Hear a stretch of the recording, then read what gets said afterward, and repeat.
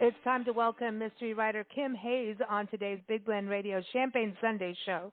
And we are ready to raise a glass to her because Yes. her fantastic debut novel, Pesticide, is out. It came out on April 19th, 2022. And I encourage you to get it anywhere you buy your books. And go to her website, kimhaysbern.com. That's HAYSBERN.com. So welcome, Kim. How are you? I'm fine. Can you hear me? Yes. Yes. Can you hear us? Yes, perfectly. Well, that's another excuse for more champagne. Absolutely. Yeah, this is so exciting to have you on the show because I know you live in Switzerland, but you're in the States right now. Is that to launch your book? That's exactly right. I'm in New York, Manhattan itself, and just a few days ago, I was at the Mysterious Bookshop, which is downtown in Manhattan, and that was sort of the official party to welcome my book to the world. And I had a wonderful time, and now people can buy the book. So that makes me happy. Very exciting. So is that what you're raising your glass to today, or what's your champagne toast? We've been toasting dogs, sunshine. Sunshine's a big deal for us. We've been traveling around the Pacific Northwest, and it seems like sun is coming back out, but it may go away tomorrow, so you got to get it while you can. I don't know what it's like in Switzerland, but whenever there's sunshine and dogs and flowers, we're happy.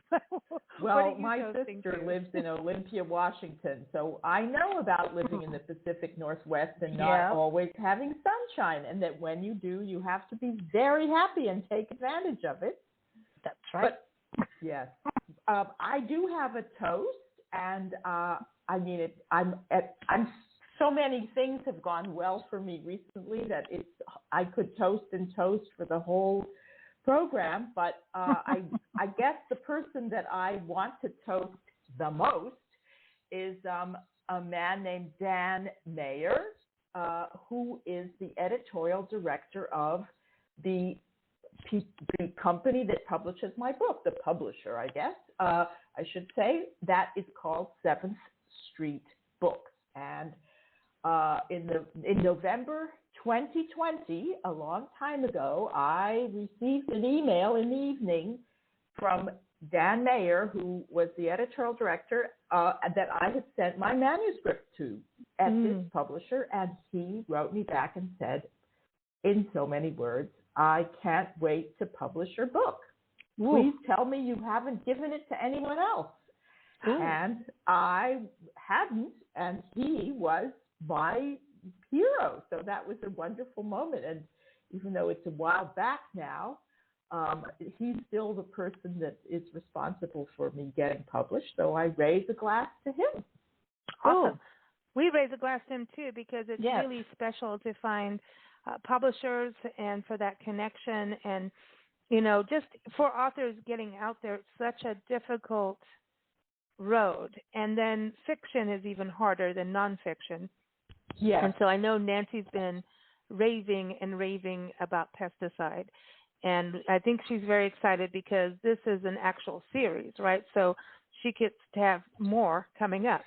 Yes, in fact, I have written, not only is book number 2 in this series, Polizei-Bern, that will star my 2 detectives, Giuliana and Renzo, a woman and a man. But number 2, I've already signed a contract for. Number 3 is written, and I'm starting on number 4. So I can at least assure you that there will be, well, I think I can safely say at least 4 in the series for you to look forward to, if not more. So, wow, this is exciting. I want to give everybody an overview of your story from what I've been reading. It's set in Switzerland, which is really cool. And I want to talk about the town Bern, if I'm saying it correctly. I got to get this right. You're saying it perfectly. Oh, it's better than me speaking Zulu in our last segment, I think. Sounds better. But you're talking about pesticide, organic farming. You've got politics. You've got romance, Nancy, a little woo-woo in there. But you've got two detectives too, which I think is also very interesting. A man and a woman, so there's a little. But I love to see a woman in there too, because I think we forget about women in the force, and so this is different for us in the States to read a mystery set in Switzerland. So do you want to give a little overview, a little bit more than what I did? And Nancy, we have to be careful of Nancy. She might tell everybody what's going on. No, I won't. I promise. No spillage of the truth. No spoilers. That's good. No spoilers. Mm-mm. So, are you waiting for me? Yeah. Tell us, give a little bit. For Nancy? Waiting for you. I'm watching Nancy. I'm giving her like the eyeball of don't spill. But do tell us a little bit about what inspired Pesticide. And I mean, even the title. I think this is hysterical. We have a Champagne Sunday show with an author who talks about cooking, and then we go to pesticide and organic farming. It's great. But yeah, what inspired Pesticide as a story, and to even title it that? Well, several things. One is that I love mysteries, and I've been reading them since I was, if you want to count Nancy Drew under the age of 10. Yeah, but there we go. I'm a big mystery fan. And so when I decided it's now or never if I want to try to write a book, a fiction book, it just had to be a mystery. So that was determined. And then I definitely enjoy the process by which a crime is solved. When I read a mystery, I don't mind if I can't guess. I just want to know how the people figured it out. I don't want a ghost to show up and tell them or anything like that. I really want to see the process. And that's why I like police procedurals, and this is a police procedural. The police are there trying to solve the crime. But why Pesticide? It fits perfectly with someone who writes a cookbook, because I am very interested in organic farming, and that started before I was writing some articles for an English language publication in magazine and website in Switzerland on organic farming. Long before I ever thought of writing a mystery, and only about 17% of the farms in Switzerland are organic, but they have, as here I assume, most grocery stores carry an organic section, and it's been growing, and more people are interested in buying organic food. And I wanted to understand, of course, I wanted to write a mystery and make it mysterious, but it's always fun when the sort of theme in your book is something you're really interested in. Because, of course, all good books, even mysteries, have to be researched. So I started talking to organic farmers and talking to the people who have to decide, who go out and visit farms and actually give them literally the permission from the government and from also people who give seals of approval, you could say, to call themselves organic. You can't just wake up one morning and decide you're going to call your farm organic. It often takes 3 years for your soil to be cleared of the poisons that are in it. And you may know this, one or both of you, but it's a big deal, and it's much more work. Particularly because if you do get pests of any kind, fungicide, you can't just, or little bugs, you can't just spray them. You have all very limited ways to get rid of them, and it's much harder work. So all those things got me started thinking about writing a mystery in which centers on the murder of two people, actually, a young man who's killed at a rave, which turns into a riot, and a very respected organic farmer out in the country. So the book takes place in the city of Bern, the medieval downtown, and out about 20 miles from the city in the country, in a village where several of the farmers are organic and several are not. Amazing. So, I mean, that's a wild, you're out in the country, and even when you think about Switzerland, you just think pristine. So Pesticide, when I first saw that, and I'm like, Pesticide in Switzerland, that doesn't even like that to me, it's a big deal. But Nancy, I wanted to go to you because you've been reading Pesticide, and what is it for you that really captured your attention? Because you haven't put your Kindle down for a while. We have work to do. I'm just going to remind you. Oh, well, all righty then. This is my work. So there. No, I like especially the opening of the book because it just the quirky idea of somebody being murdered by pesticide. It's novel. I mean, it is. Who else has ever who's written a murder mystery where a farmer's dead by pesticides, you know? I think and that's like your opening, and then it goes twists and turns from there. And I haven't finished the book because then if I do, I'll tell because I will.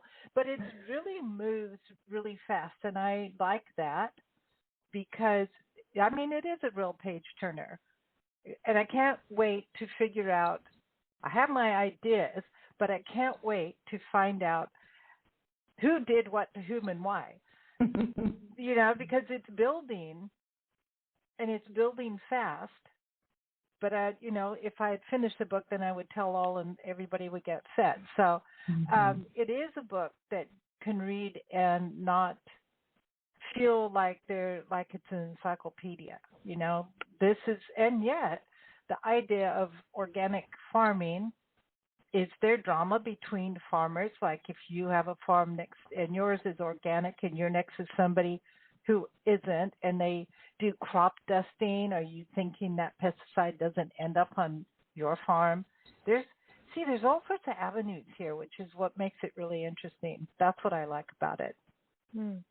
Well, thank you. That's very nice to hear. Yeah, and I hope you'll make it to the end. Oh, I will. Trust me. I will, but if I don't finish a book before a radio show anymore, because I somehow tell. She does, and she keeps telling me about everything in the story too. So I'm also trying to watch my mouth here. But it seems to me really cool that you do bring in the organic farming because it's something also very timely. I mean, you know, one of the mysteries killing us off right now is like climate change is, you know, that is an impending threat. And so it kind of goes with that too, with, you know, looking at what is organic farming. In fact, we have a friend who is an organic farmer. She's just recently retired from it actually, but what she went through to be an organic farmer, you know, is, I know she's going to read your book. I know it. Andrea, you're going to read it. Send me an email if I've made any mistakes. But of course, what's done in Switzerland and what's done in the U.S. are of course different. But you certainly don't eat both places. You can't spray everything with pesticide. That's for sure. She did it. She went organic because of her workers. She wanted to protect her workers, her farm workers, and their families, and because she's also an environmentalist and wants to care for the land and, you know, people eating her food. She just really cares. And I mean, she's a former teacher turned farmer, and it was a huge amount of work that she did, and she learned so much. But I love that you're doing this, and then it's set in Switzerland because, you know, we don't always get novels set in Switzerland, and so to get into that space too is really exciting. Tell us a little bit about the city. Is it Bern? Yeah. B-E-R-N. Well, of course, you're right both ways. I mean, if you say it in English, people say Bern, and that's perfectly correct. But because I live in the German-speaking part, and I've lived there for 34 years, and my husband is a Swiss who speaks Swiss German, I am pronouncing it as it would be pronounced by the Swiss, which is Bern, or actually by a Swiss German, Bern. But we won't get into that.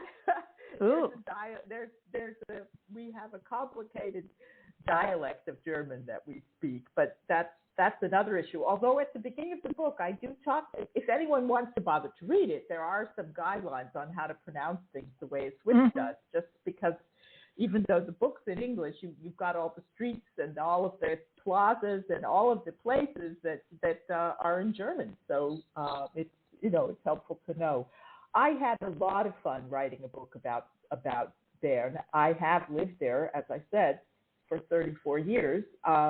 I'm a Swiss citizen as well as an American citizen. I'm a dual citizen, and I consider it just one of the most beautiful cities. I'm from where I live. I'm literally a 10-minute walk from the river, the Aare it's called, that encircles the city and actually creates the space that it's in, and from buildings that are a whole medieval downtown that where many buildings date back to the 1600s, and and it's just beautiful. The cobblestone streets, the archways, the very old buildings, and yet I'm in less than an hour by car or train, and there are a lot of trains in Switzerland, from the Alps.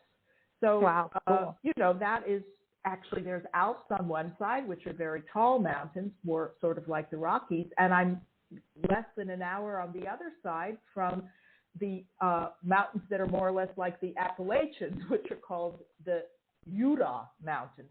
So this is a country of Switzerland with only 8.6 or 7 million people, the same number of people as New York City. Wow. And it's also a tiny place. It's very small. The city itself, the country itself, and then Bern only it's a tiny city compared to many American cities. It's only 150,000 people. So I wanted to write about it and really let people in the U.S. Get to know Switzerland, get to know Bern, which is both a state, a canton, we would call it, and a city.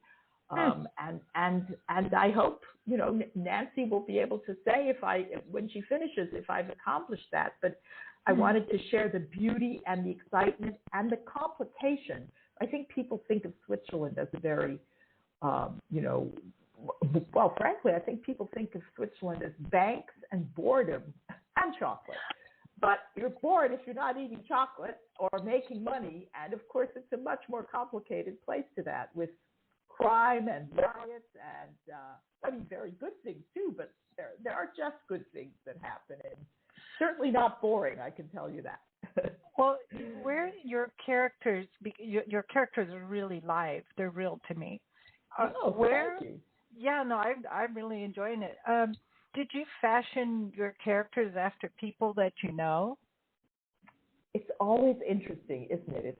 It's complicated. I think that I do think that I have to work in a way not to make not just the main characters, but all the characters have too much of me in them. I mean, I'm sure there are writers that don't even think about that, but you do have to be careful that you don't end up saying the things that you think.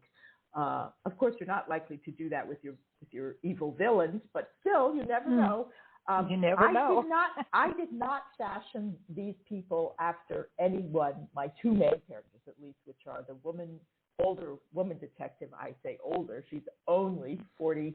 She's only 47, or actually, yes, 46 or 47 when the book begins. And the younger detective, who's a man in his mid-30s. I fashioned them to be people that I would like. I think I am, as like many, but not all readers, I really like to have at least one or two characters that I care about when I'm reading. And so when I was writing for other people, and of course you write for yourself, I have to spend a lot of time with these people while I'm writing about them. So I wanted to create two people that first of all, that I really liked, and secondly, that I thought were quintessentially good people. That was important to me. Whether moral people who thought a lot about their decisions before they made them, which does not mean they don't make mistakes, of course, but they recognize their mistakes. I think that was important to me too. It's interesting too, talking about your characters, because it seems that Renzo, is he Italian? He is the son of parents who were born in Italy and came to Switzerland to work.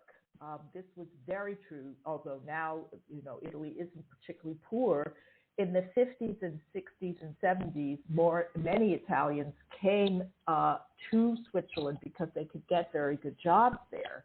And so his parents came, and so he was born in Switzerland, but he's what is called a secondo, a second. You know, he's in a sense, his parents are the first generation, but not born in Switzerland. He's a second generation. So he's a Swiss and an Italian. Oh, wow. Sorry, okay. that was a long answer to your question. No, but it's interesting.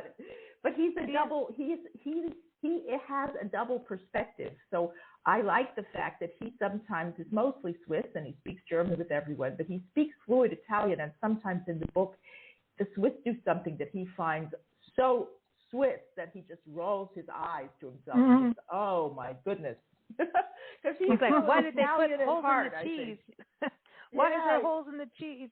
No, I'm just kidding. But and then Giuliana, is she Swiss? I mean, even the name, I'm like, is that more? I'm going to go more Italian German. Giuliana. Well, in fact, she has an Italian first name because her maternal grandmother, it turns out, you know, that comes out in the book, is Italian, but she's purely Swiss, and she's, you know, two or three generations, her family in Switzerland on one side and many more on the other.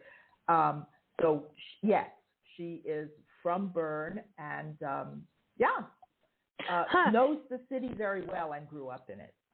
It's interesting, again, going back to thinking of a murder mystery in Switzerland, because, I mean, how many people go, I'm Switzerland. In other words, I'm calm. I'm not going to, cause friction. And then you're doing this on a police drama. Mm-hmm. And here in this country, I'm sure you've seen the news. It's dramatified. It's dramatified with every day what's going on in the force. And, of course, there's always good and there's some bad. And so it's a sad situation what's going on in this country, and politically with it too. It's mixed up. It's a hot mess. And the same thing even with it's a hot mess. Farming, what we're doing with pesticides, it's getting better, and I think more people are growing their own food, and we're all into organic farming too. But we do have an issue with what's happening in the police force across this country, and I mean, it's just this. So to think of Switzerland, I think pristine Alps, pure chocolate, green pastures and meadows, and it's just like this magic land. And yet there is, problems. There's problems in Switzerland. What the hell happened? No. Our police too. I mean, that's one of the issues that's dealt with in the book, and that is the issue of police brutality. And I start with it right at the beginning, so this isn't a spoiler, where the policewoman, the detective, Giuliana's husband, is a freelance journalist. They're actually, years of good marriage, but this issue of are the police scary? Are we scared of the police or not? Is an issue that comes up as their daughter is caught up in a riot. And then she's only 15, and I'm not giving anything away that doesn't happen pretty quickly. But this is an issue in other countries too. That how much control do you, how much control do you give the police, and how much self-control do the police have? And I just wanted to say that one thing, I will brag a little bit about my adopted country, which is in the United States, on average, police, their basic training is 5 to maximum 8 months. Even at the FBI, this is true. Although, of course, they apprentice, whereas in Switzerland, it's 2 years.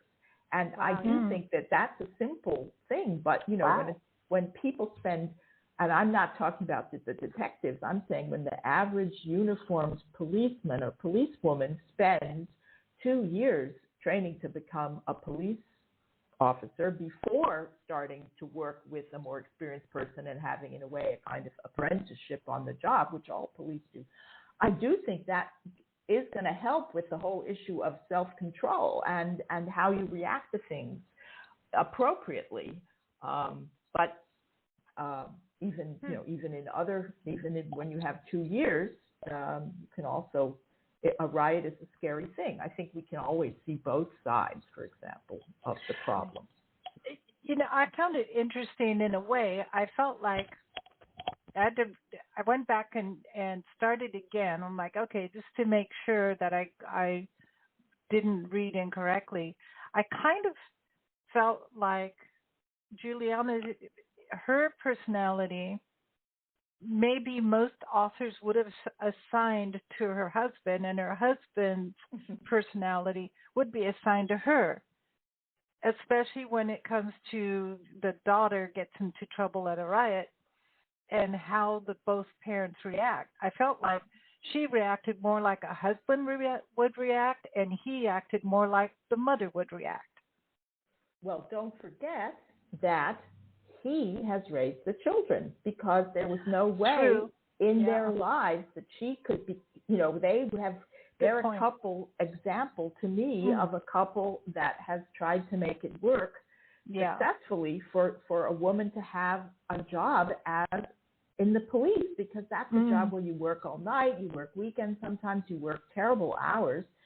And he is a freelance journalist, so that he can mostly work from home. And so perhaps that's why. I also think because she is a policewoman, she projects a kind of bravery onto her, or she considers her daughter, to be a tough cookie in a good way and brave. And I think, again, the daddy, and this is to me like a daddy, he sees his little girl out there in a dangerous situation. So you can see it either way. I think in some ways maybe he does respond like a mother because he's more worried. Because anyway, you can see it both ways. Yeah, it was interesting. So I went back and I'm like, oh, okay, yeah. And then I also thought that if a journalist, whether male or female, is married to a police officer, whether male or female, it could cause some problems. It could cause big problems, because how does somebody come home at night and talk to the husband and not give him leads for stories? Yes. Because here she is in the police force and stuff is happening, and here he is like, I have to go write a new story. How does she not say, hey, this happened, you should go look at this? You know what I mean? There's a temptation in there. Yeah. I think they have to have a lot of trust. I mean, now I'm talking about them like they're real people, but they are real people to me. They are. I'm cracking up listening to you both, because it's like this sounds like we're talking about family members. I know. I mean, it's because I keep thinking, well, what if he comes home and he asks a question and she's not supposed to answer, but then it's her husband? I mean, as you read the whole. Oh, excuse me. Go ahead. No, I see. This is why I don't read the entire book, but I've read enough because I will tell. I can't help it. I was going to ask that, Kim, when you are writing the book, do they talk to you or do you feel like they're sitting there? Do you feel like you're writing a movie? Because apparently Nancy's whipping through your book so fast, and it sounds like it's like a movie kind of situation. Do you feel like they're in the room with you when you're writing? I this is a good question for any author. I think that there are times when I'm writing when I'm just sadly slogging along. It's like any job where you have good days and bad days. I know what I want to say next, but it just isn't flowing, or it just doesn't, it may not be bad words. It may not be that I'm writing terrible stuff, but I just don't get into it. And then there are other times, it's not even like they're in the room with me. It's like my characters are completely in my head. And there's a way, nothing magic, I'm not trying to be mystical here, but there is a way that they've taken over. So in a way, they're telling me the story, or I'm, that's why in part you have to be careful your characters don't say things that you would say. But but they're in there, and this thing is just flowing out, and I can miss deadlines. I can forget to go places because, they're talking. I mean, yes, I guess you could say they're talking to me, but it's even more immediate. It's more like they're in my brain. But I think this is true for many writers, that sometimes it goes well, and sometimes you just are searching for them to tell you the story, but it's not happening. It's like you're living a different life with them. Like, you know what I mean? It's like a different arm of your life, when you're writing. It's like a different bubble, that you get into. You have people in your head. Yeah, It's like, and you don't need to go to a shrink about it. But I want to know is, go ahead. Nancy, just like I was saying, she's whipping through the book and just keeps talking and talking about it, and I'm like, don't ruin it for me. See, that's why I can't read the whole thing before a show. You've been writing beforehand, but this is your debut novel, and how did you do that?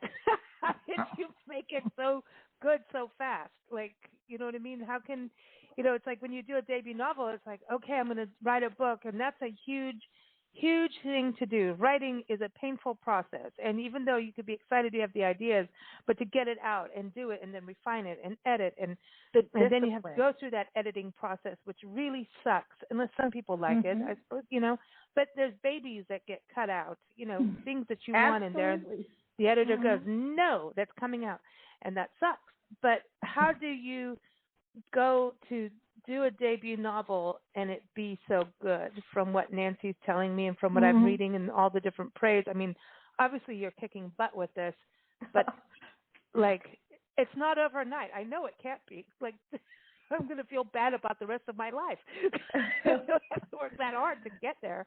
Well, you're making my ears burn with all this praise. So thanks for all of that, and let's just hope it's as good as you say to many people. Well, it seems like everyone's saying that. So I mean, how did it come?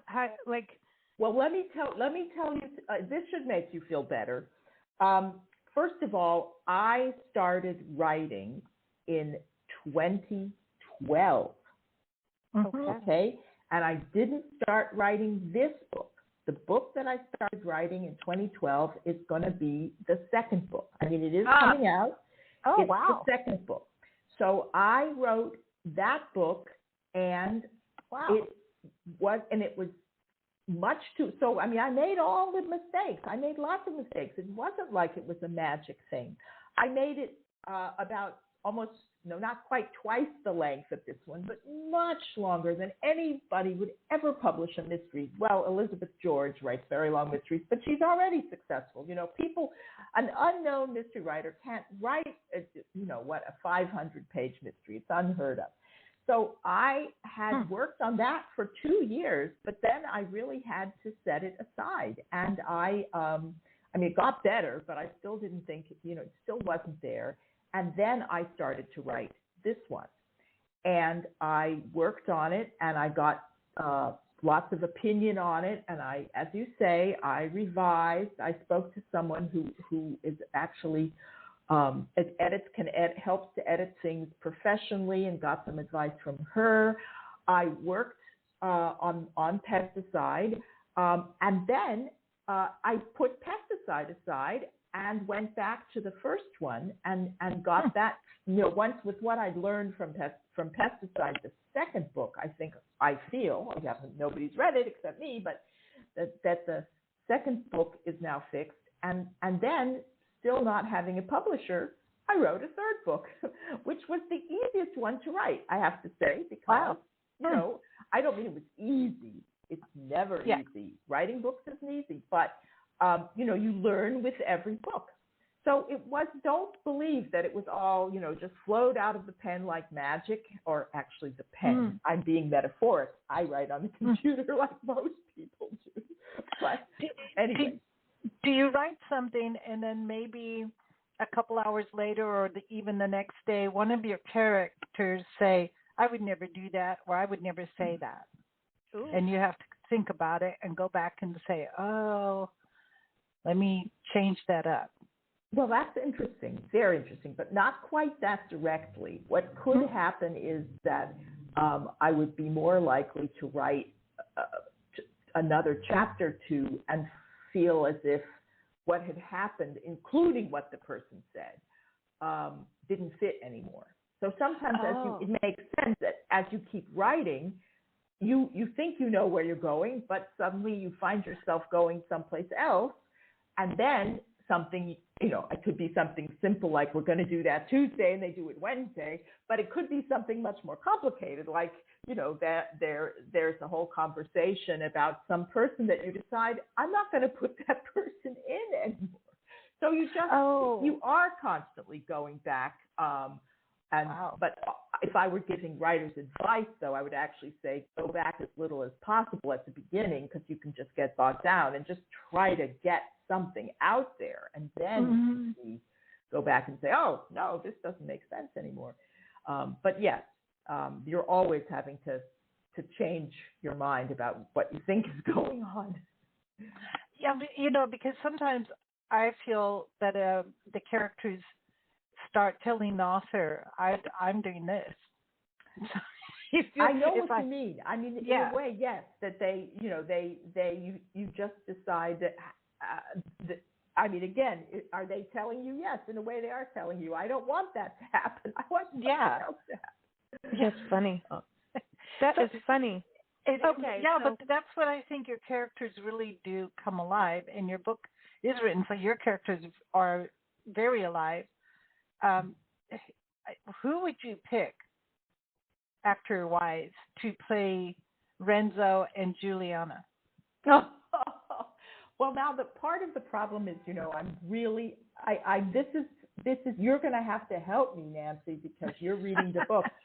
Of course, I have, as people will also learn very quickly, I had the great fun of making, and I did this totally on purpose for just the fun of creating an extremely handsome man. So Renzo is supposed to be spectacularly good looking. Yeah. At one point I say he should be advertising underpants or perfume or something on a big billboard. And his name is Renzo. Ooh, Renzo Donatelli. Yeah, exactly. So he's an Italian stallion. So, well, it's interesting. He doesn't have dark hair. He's he's from northern Italy, so he's actually quite a, but yeah, older woman enjoying creating this young man. But I remember that when I was looking I did look at actors, but of course this included old actors. I mean, they're not. I found a picture of a young Colin Farrell, and Farrell. I don't know if that rings a bell. He's an Irishman. Yes. And I mean, but Colin Farrell isn't very young anymore. I mean, no, but listen. But I found like a picture Colin, and I thought, this is Renzo. No, Colin is like, he's done those movies where he comes out like swinging a sword kind of thing, and like, okay, those. Yeah. Too bad he can listen to the program. His ears could be burning, but he can come over. Come on over. It's Champagne Sunday, Colin. We're ready. Yeah. Well, it's funny because at least you're going to laugh at this. I just went to a young Dean Martin. Oh, here we go.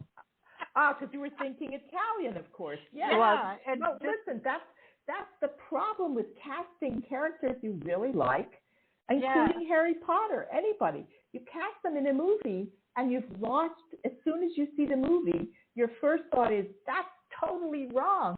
And then after that, nothing else can come into your brain. You've lost your own picture. But this is the point. Movies. We love movies and of course, shows I and love everything. Movies too. But when it comes to reading a book, what I love about a good book is that co-creative experience where your imagination, you are able to, like when someone says, okay, the dude has blonde hair, like you would automatically know what shade blonde hair you want and who, what, and where, and you can make your own dude, or you can go from a dude you like, you know what I mean? Like seriously, like you may have Colin and I'll go like, I want Fabio. I really don't. I'm just kidding. Well, I shouldn't even have mentioned. I want real butter, by the young way. Colin Farrell, because I've already put something in your heads, and I do think it's helpful when you say, this person has, because I have to picture them too. So I do say, Renzo has sort of hazel eyes and light brown hair, and he isn't big. He's he's muscular, but he isn't one of these muscle-bound guys. And I do, say that Giuliana has dark hair and dark eyes. She's actually the one that looks more quintessentially Italian, which of course many Swiss do. I mean, lots of Swiss have dark hair and dark eyes. So, and that's enough. I think that gives people enough to just, go with it and see what they come up with in their heads. Well, this has gotten a little spicy here. I'm kind of digging this. Well, the little bubbly on a Sunday. Who doesn't want to have a little, Colin Farrell or right? mindset, little male beauty here and there doesn't hurt at all. It sounds all good to me. Here. But okay. So if you were going to have Giuliana and Renzo over for dinner, or take them out to dinner, go to dinner with them, where would you go? And if you were cooking, I mean, would you cook or would you take them out? What would that evening be like if you took them out to dinner? Oh, well, I honestly think it would be more fun to cook. I would be a little nervous, but, I think I'd want to, have them over to dinner. I mean, my poor husband, I love having him there, but I guess we're going to assume he stepped out while I have this dinner, although he likes them very much. He'd get along with them very well, I feel sure. He's the Swiss. I mean, I'm almost Swiss, but, he would have a great time with them. But I think I would make them a big pot. Now, this will surprise you, a big pot of rabbit stew, because this is a Swiss dish or European dish that I really like. Lots of carrots, lots of white wine, lots of mustard.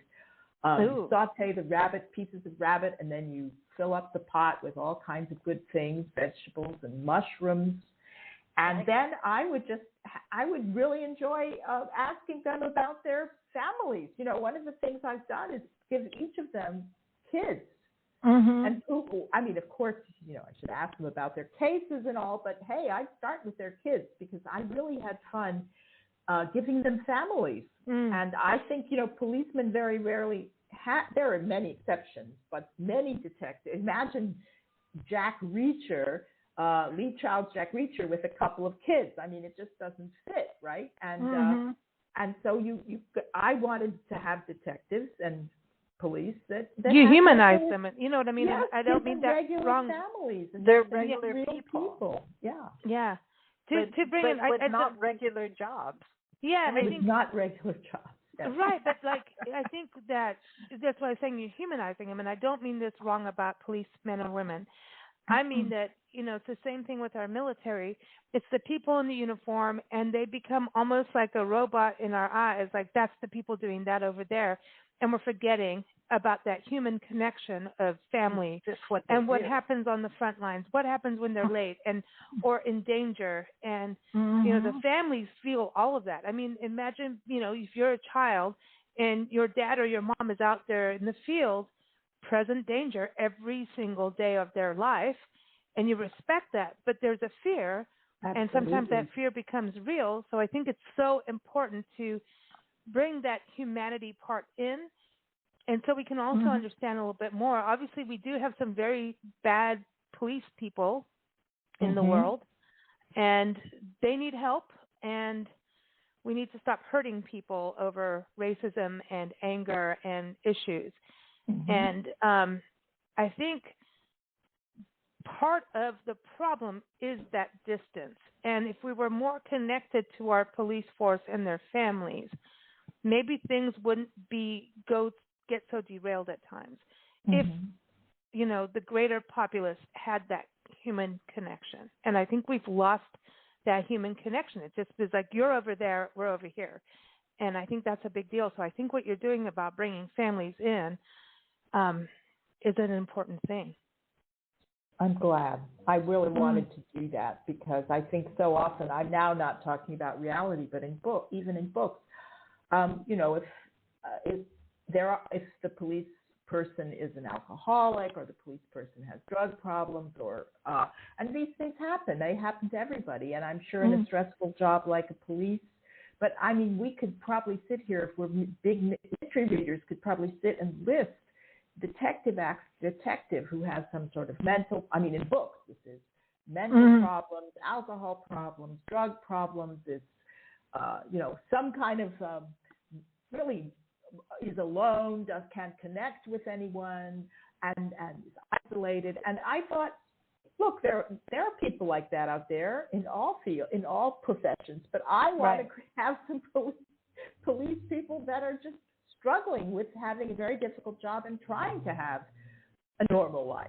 Yeah. Well, what they see on a day-to-day basis, it's not for sure what we see on a day-to-day basis, except for cast on the television, which is removed compared to up close and personal in life. So, what we ask our first responders, be it firemen, policemen, what have you, to do for a little bit of money, it's incredible that it's like our military.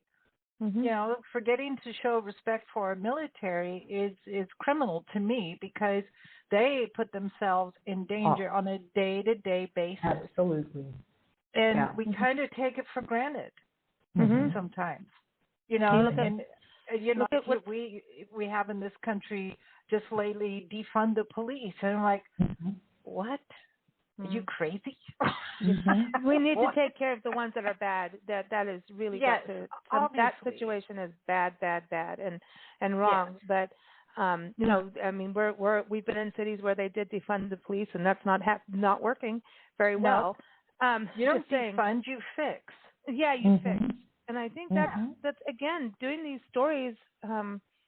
It just brings in that human element and makes it real, even though it's a novel and fiction. It makes it real. So we appreciate what you've done, and I can't wait to read it. I'm going to have to wait a week until it clears my brain from Nancy telling me everything. And I know she's going to finish the book tonight, because it's Champagne Sunday. She's going to go sit out in the sunshine while it's there, because tomorrow we're going to get rain, and she's going to finish the book. So everyone, Pesticide is out now. It's by Kim Hayes, and you can go to her website, Kim Hayes Bern. So it's Hays. So let me just, Kim is Kim. See, I can spell, and then HaysBern, KimHayesBern.com, and you can find her on Facebook and Twitter as well, and go get it at your favorite bookstore too. You're on bookshop.org, right, where people can choose their bookstores. Yes. Amazon. We love bookshop.org. We really love them. Yes. Because I mean, I'm delighted. Of course, people may order it from Amazon, but I'm delighted if they go into their local bookshop and order it there. And who knows, maybe the bookshop will order two, and then somebody else will get one. That's it. We love that. Thank you so much for joining us, and please keep us posted on the next one. Please come back when you've got part 2 out. We're ready.